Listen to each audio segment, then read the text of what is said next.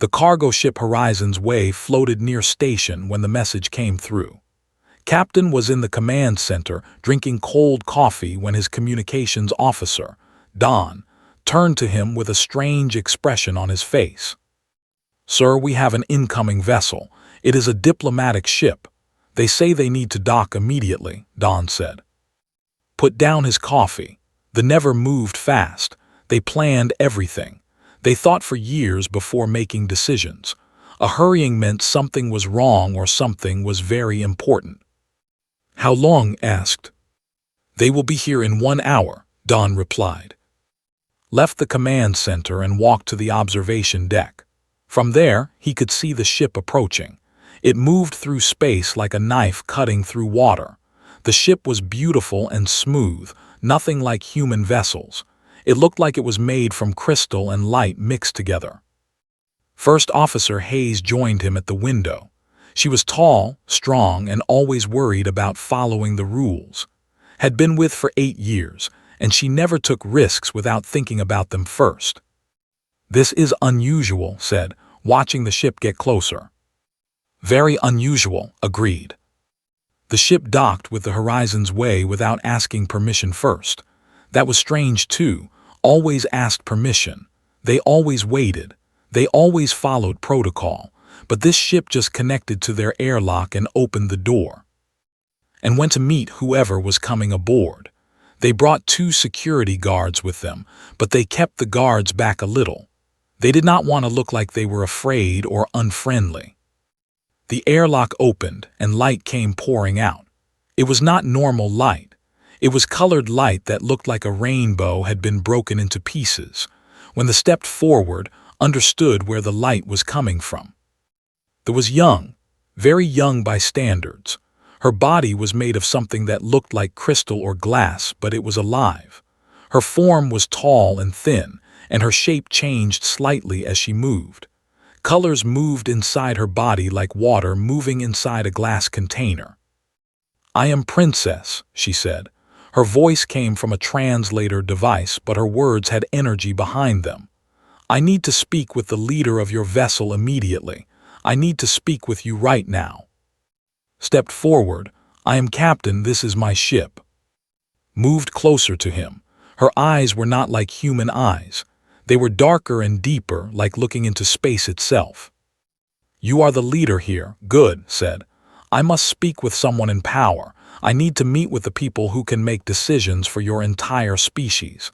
Can you arrange this?" Made a small sound. She did not like this. She wanted to follow the protocol. She wanted to call Earth and wait for instructions and do everything the right way. "Your Highness," said, speaking very correctly, "such a meeting would require advanced notice.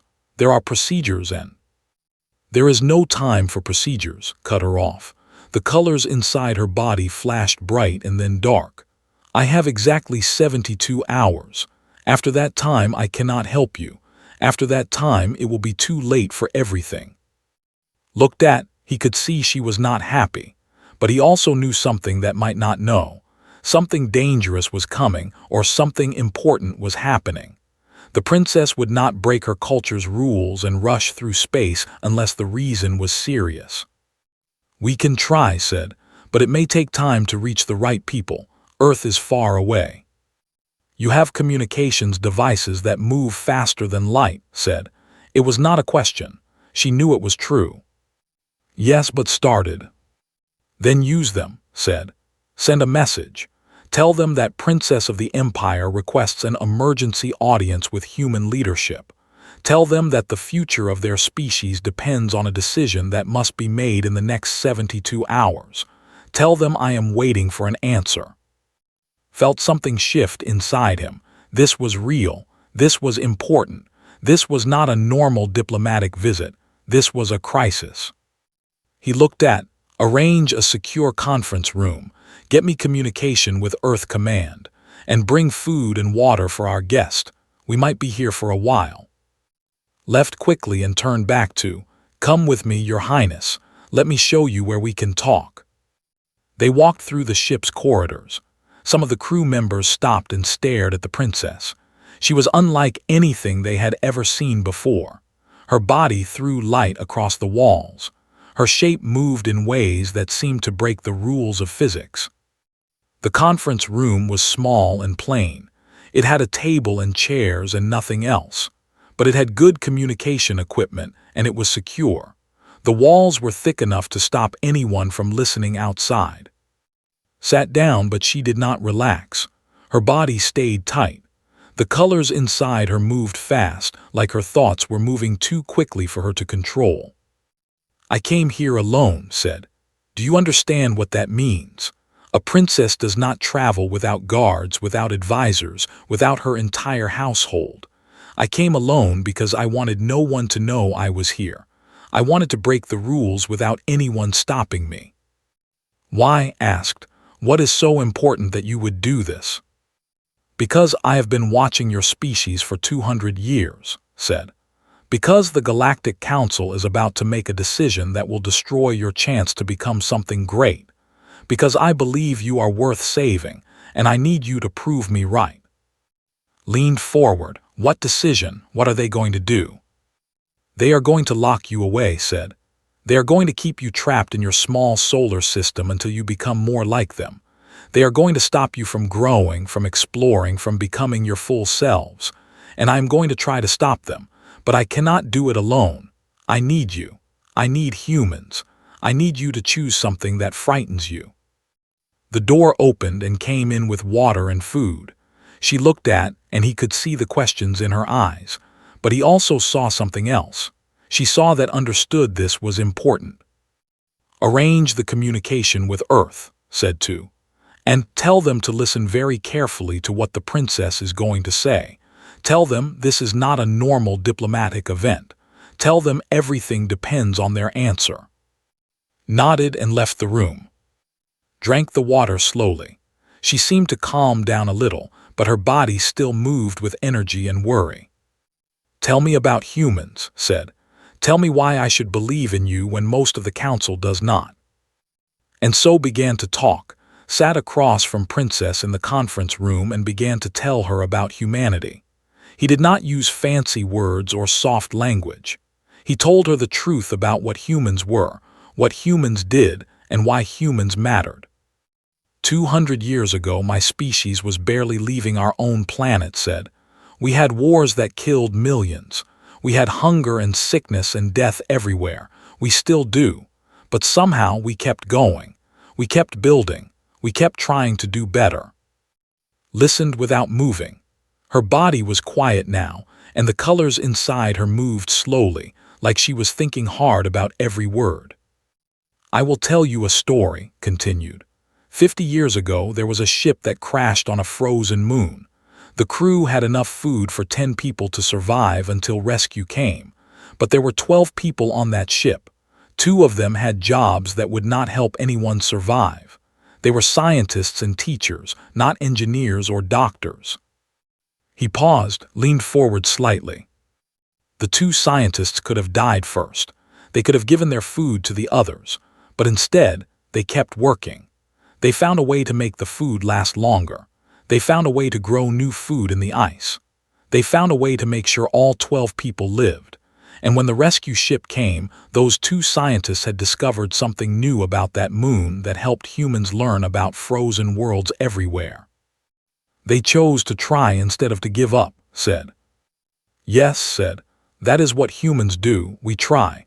Even when it seems impossible, we try. The communication system on the table made a sound. Don's voice came through. Sir, we have Earth Command on the line. They are ready to speak with you and the princess. Pressed a button.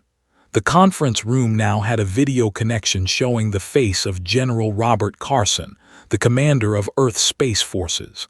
Behind him were other officials that did not know. Captain, General Carson said, we have your message about the princess. This is highly irregular. Who exactly is requesting this emergency meeting? Turned to face the communication screen. Her crystalline body caught the light from the screen, and she looked even more powerful than before. I am Princess of the Empire, she said, and her voice was clear and strong. In 72 hours, the Galactic Council will vote on what they call the Containment Protocol. This protocol would restrict your species to your solar system for the next 1,000 years. You would be prevented from space travel beyond your own sun. You would be prevented from joining the greater galactic community. You would be locked away like children. General Carson's face did not change, but saw him move his eyes. He was looking at people off-screen, probably getting instructions. Why would the council vote for such a thing? General Carson asked. Because they are afraid, said. They have studied humanity for 2 centuries. They have watched you build and destroy and rebuild. They have seen you create weapons that can kill millions. They have seen you make war on yourselves. They believe you are too dangerous to let loose in a galaxy where more advanced species live. And you disagree, General Carson said. I disagree strongly, said. I have studied the same data. I have seen the same weapons and the same wars. But I have also seen something else. I have seen humans save people who are not their own family. I have seen humans give their food to hungry strangers. I have seen humans die to protect children that are not their own children. I have seen humans choose to be kind when it would have been easier to be cruel. The communication line went quiet for a moment. Could imagine the chaos in Earth Command right now. People running to get more officials. People trying to understand what was happening. What do you want from us? General Carson asked finally. I want to take a human to the Galactic Council, said. I want a human to speak for your species. I want the Council to hear from a human why you should be trusted with freedom. And I will tell you this plainly. If you refuse or if you delay too long, I cannot help you. The Council will vote. The containment protocol will pass. And your species will lose a chance that will not come again for 1,000 years. General Carson looked away from the screen, knew that look. It was the look of a man whose entire world just changed. We need time to discuss this, General Carson said. You have 6 hours, replied. After that I must have an answer. Do you understand? 6 hours. Tell me who you want to send or tell me you refuse, but choose soon. The communication line went blank, sat back in her chair. She looked tired now and more real. It was strange to see an alien princess look tired, but she did. You are worried, said. It was not a question. I am terrified, said. If this fails, if the Council votes for the containment protocol, I will be blamed. I broke our laws to come here. I went against the Council's wishes. If I am wrong about humanity, my entire civilization will know that I failed them. And if you are right, asked. If I am right, then a new species joins the greater galaxy. Then humanity gets a chance to grow. Then the people learn that they were wrong to be afraid, said. She looked directly at. I am betting everything on you. I am betting my position, my safety, my entire future. I am betting that you humans are worth saving. I am betting that you are worth the risk. Felt something heavy settle on his shoulders. This was real. This was not a game or a test. A young princess had risked everything because she believed in his species. We will not let you down, said. You must not, said. Her voice was hard now, not soft. Because if you do, it will not be just your species that suffers. It will be me. It will be my family. It will be everyone who believed in you. The hours that followed were the longest hours of his life. He waited in the conference room with. They talked about many things. They talked about how humans raised their children. They talked about why humans created art and music when they could have been doing other things. They talked about why humans chose to love even though love meant they could be hurt. And slowly began to understand something. Princess was not just trying to save humanity. She was trying to save a part of her own species that she thought had been lost. She was trying to find hope in a universe that had too much certainty and not enough wonder. When the communication system made a sound again, both of them jumped. General Robert Carson's face appeared on the screen again, but this time he was not alone. Behind him were other leaders. There was Secretary Mitchell, who controlled trade and resources. There was Ambassador, who dealt with other species. There was a scientist named Dr. Foster who knew about many worlds. Captain, we have made a decision, General Carson said. But before we tell you who we are sending, we need to understand something. Princess, what happens if we send someone and the council votes against us anyway? What happens if we lose? His body flickered with a color that might have been sadness. Then your species will be contained. You will not be able to travel beyond your solar system. You will not be able to make deals with other species. You will not be able to grow. For 1,000 years you will be locked away. When the next review happens, you will be judged again. But by then, other species will have advanced much further. You will be even further behind. And if we win, Secretary Mitchell asked. If you win, your species joins the greater galactic community. You will have access to trade routes and knowledge. You will have protection from dangerous species. You will have the chance to become something great, said. But you will also have responsibility. You will have to follow certain rules. You will have to accept mentorship from more advanced species. You will have to prove that you can handle freedom. The leaders on the screen looked at each other, could see them making a decision in real time. This was the biggest choice Earth had ever made. We will send someone, General Carson said. We will send Dr. Parker. He is a linguist and a philosopher. He understands how species think and how they communicate. He will speak for humanity. Made a sound that was almost like breathing. This is good. This is a wise choice. How do we get him to you? Ambassador asked. Captain will bring him to my ship, said. We will travel together to the journey will take 7 days.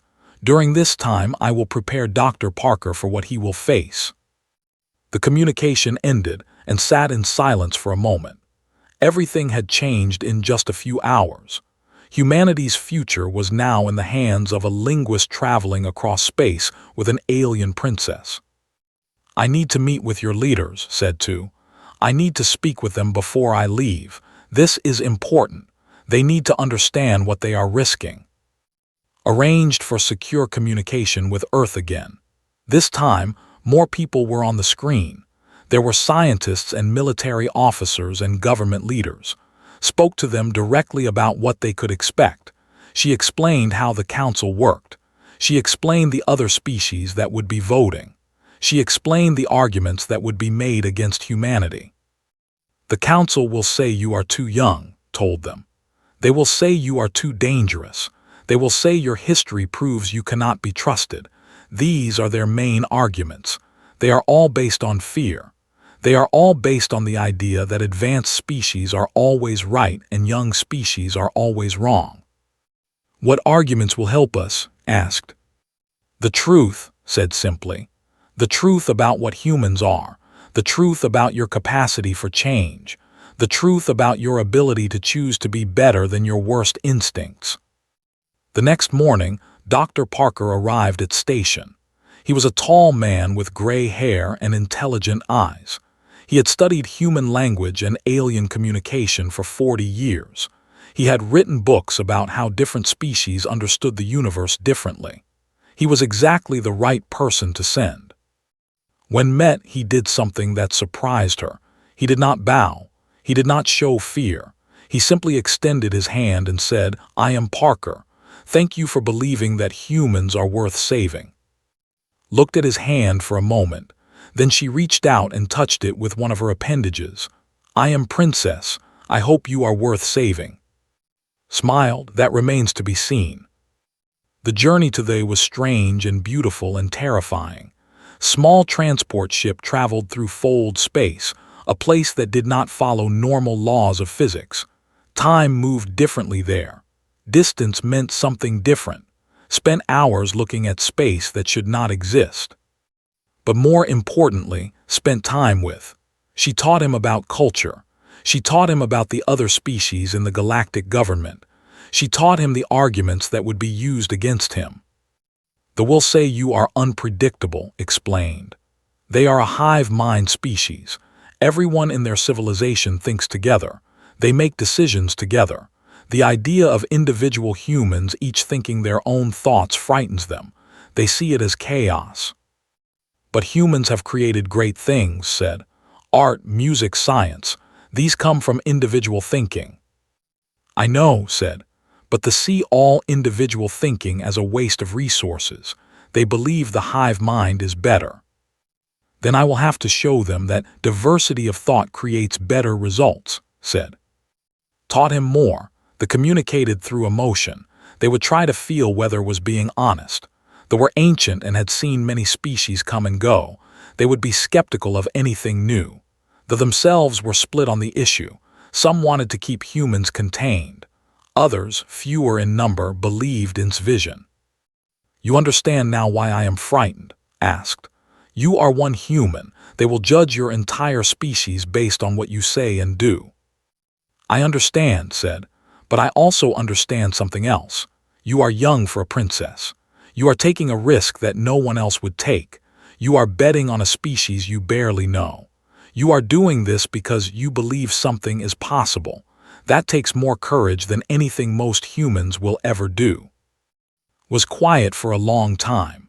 Then she said, when this is over, one way or another, I want you to tell my people the truth about what happened. Not a story they want to hear. Not something that makes me look good. The real truth about whether you were worth the risk. I will, said, I promise. On the 7th day, the transport ship came out of Fold space. In front of them was it was the most beautiful thing had ever seen. It was not green like Earth. It was white and silver and blue, like a jewel floating in space. There were cities made of crystal. There were ships moving between the stars. There was a civilization that had spent millions of years building and planning and growing. And Parker, a linguist and a philosopher, was about to stand in front of the most powerful species in the galaxy and ask them to believe in his species. He was ready. The council chamber was underground, deep within the crystal mountains of the... Parker walked down a long corridor with beside him. The walls were made of the same crystalline material as his body, but they were solid and hard. They did not move or change like she did. Wore a simple black suit. He had decided not to wear anything fancy. He did not want to look like he was trying to impress anyone. He wanted to look like what he was, a human from a young species who was here to speak the truth. The chamber itself was enormous. It was a perfect sphere, and the ceiling was so far above that it was hard to see. The walls glowed with soft light that came from inside the crystal itself. Around the sphere, in perfect circles, were seats for the different species that made up the Galactic Council. There were 147 species represented. Did not know the names of all of them. He had not had time to learn them all, but he could see them. There were insect-like creatures with wings and hard shells. There were beings made of gas or mist or things he did not have names for. There were species with tentacles and eyes that moved independently. There were creatures that looked almost like Earth animals, but changed and alien and strange. In the very center of the sphere was a single platform. That is where was supposed to stand. Walked with him to the center of the sphere. She did not sit down with the other. Instead, she stood beside on the platform. I am here to support this human, announced. I have brought Dr. Parker from the planet Earth. He is here to speak for his species. Felt the eyes of 147 species watching him. He felt the weight of their attention. He felt the strangeness of standing in a place where humans were not supposed to exist. But then he looked at, and he saw something in her crystalline form that gave him strength. She believed in him. She had risked everything because she believed in humanity. Now he had to prove that her belief was not a mistake. I am Dr. Parker, said. His voice came out steady and clear. I am a linguist and a teacher. I have spent my life studying how different species think and communicate. I am here to speak for Earth, a young species that wants to join the greater galaxy. A voice came from one of the ancient species that looked like they were made of ancient stone and crystal, similar to the but older, much older. Why should we listen to you, young human? They asked. We have studied your species for 200 years. We know that you are violent. We know that you make war on yourselves. We know that you create weapons that destroy your own people. Why should we allow such a dangerous species to leave your solar system?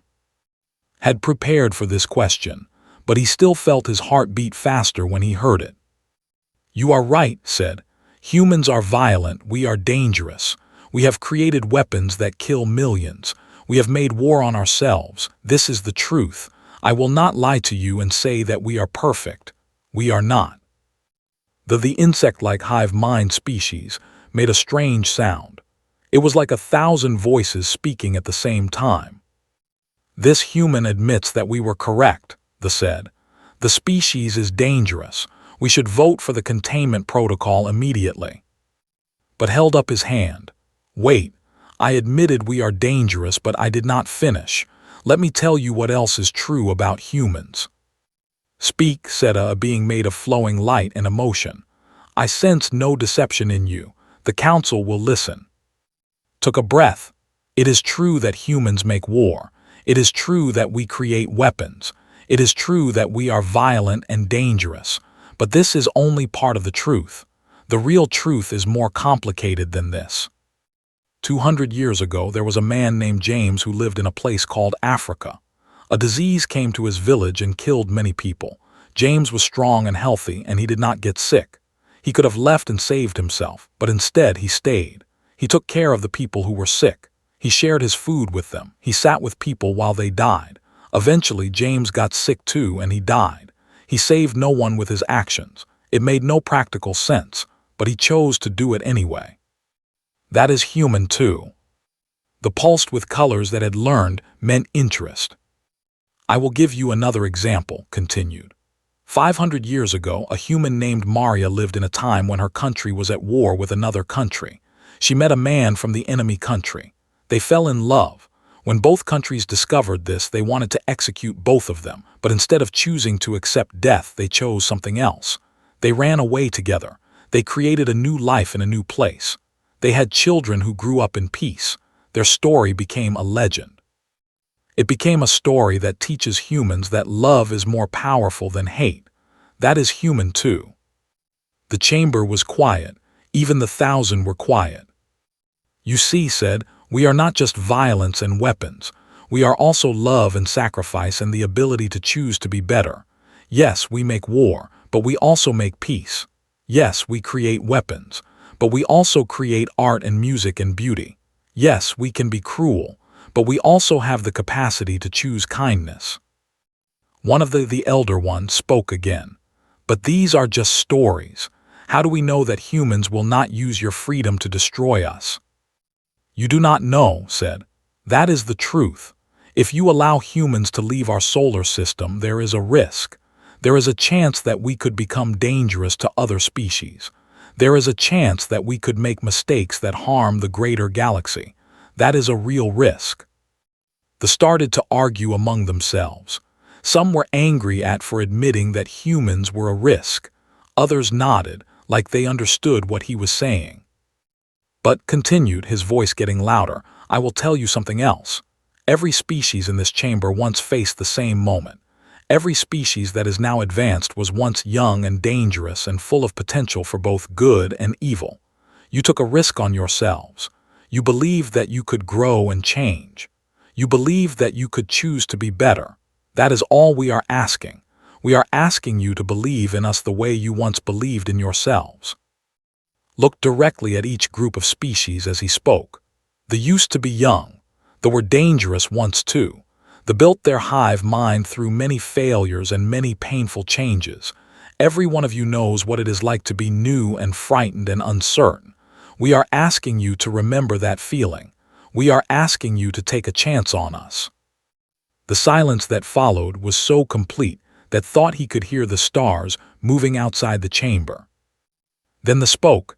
"I believe him. I feel the truth in his words. I will vote for the humans." One by one, other species began to speak. Some agreed, some disagreed. They still wanted containment, but others sided with the. Finally, the eldest stood up. "I have lived for 2 million of your years, young human. I have seen species rise and fall. I have seen worlds destroyed and rebuilt.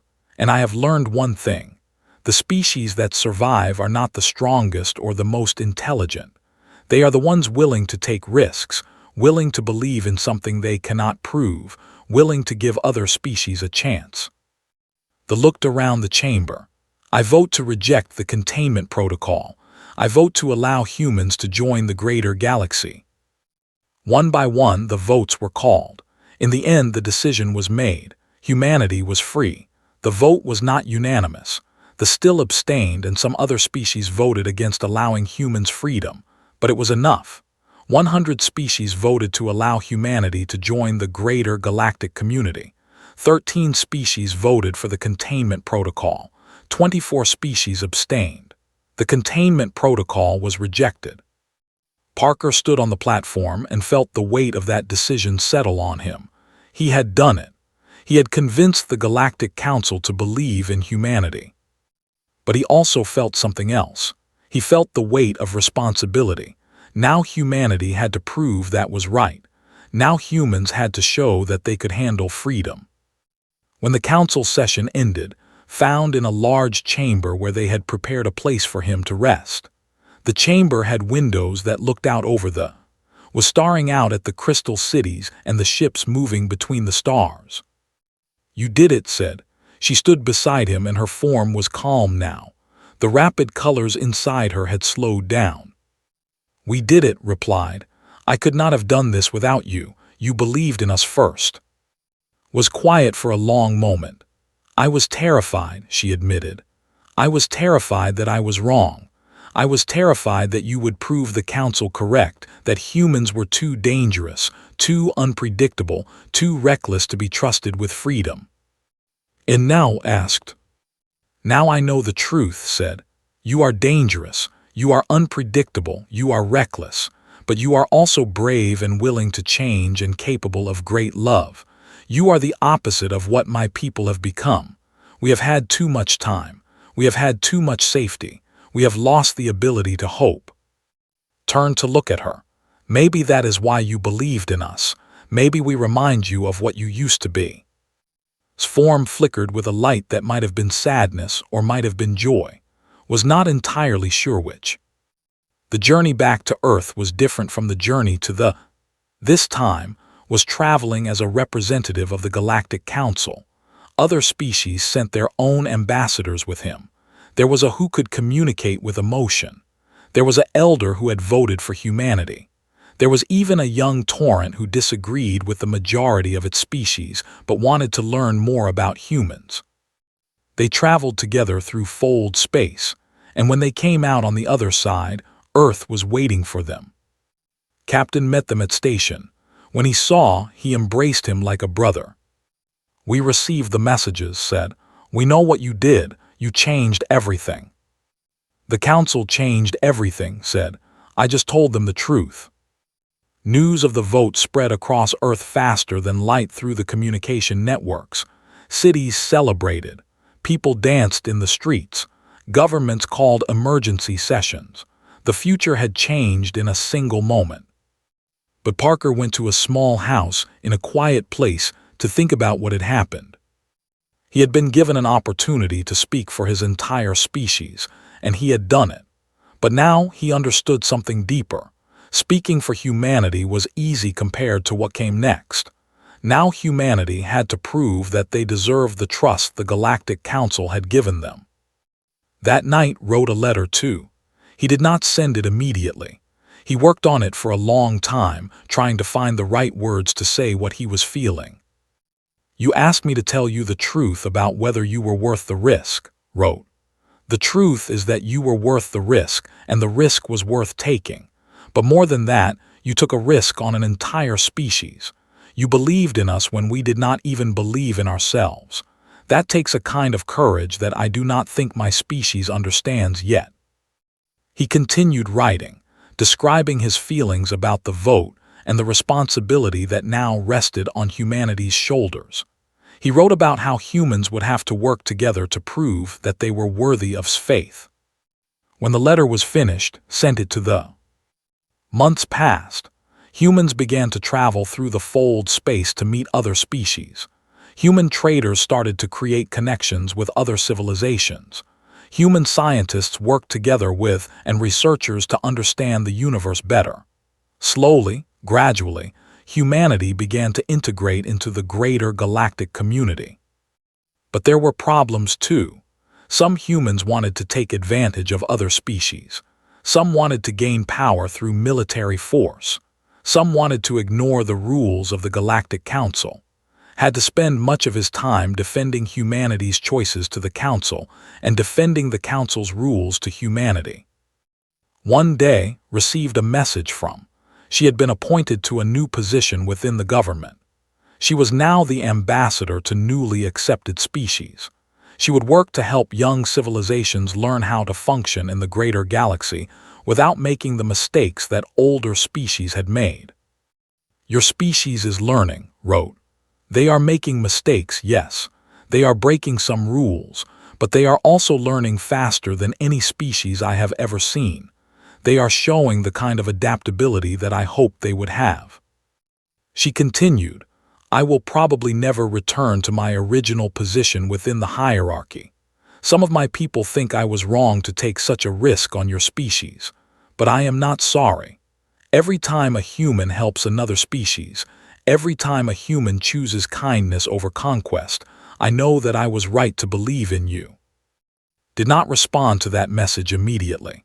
Instead, he went back to his books about language and communication. He began writing a new book, one that would be read by both humans and aliens. The book was about what it meant to believe in another species. It was about the power of hope. It was about why taking risks was sometimes the only way to create real change. The book became famous. Both humans and aliens read it. It became a reference point for discussions about how species should treat each other. It became a guide for younger species that were trying to join the greater galactic community. Many years later, when Parker was old and tired, came to visit him. She was no longer young by standards. Her crystalline form was deeper in color, more complex in structure, but her eyes were the same eyes that had first looked at Earth with hope. You changed everything, said when she saw him. No, replied. You changed everything, I just told the truth. But you told the truth when it mattered, said. You told the truth when everything depended on it, and humans listened to you. They believed you. They made you their representative, and you did not fail them. Looked out at Earth from his window. Humanity had grown. They had explored new worlds and made friends with new species. They had faced challenges and overcome them. They were no longer a contained species. They were a part of the greater galaxy now. I had a dream, said, that humanity would prove to the galaxy that young species deserve a chance. I had a dream that we would show that hope is not foolish, that belief in others is powerful, that love and sacrifice are not weaknesses. Your dream came true, said. Our dream came true, corrected her. You believed first. You took the risk first. You gave us the chance. I just helped make that chance mean something. Outside, the stars were shining. The same stars that had looked down on Earth for billions of years. The same stars that had seen humans struggle and fight and build and dream. Now those stars looked down on a human civilization that was part of something larger, something greater, something that spanned the entire galaxy.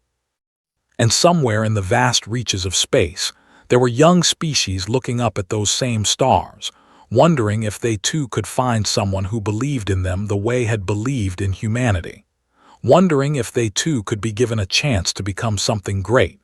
Wondering if hope was ever enough. The answer, according to the history books, was yes. Hope was enough. Belief in others was enough. Taking risks on species you barely knew was enough. Because sometimes, all a young species needs is for someone to believe in them first.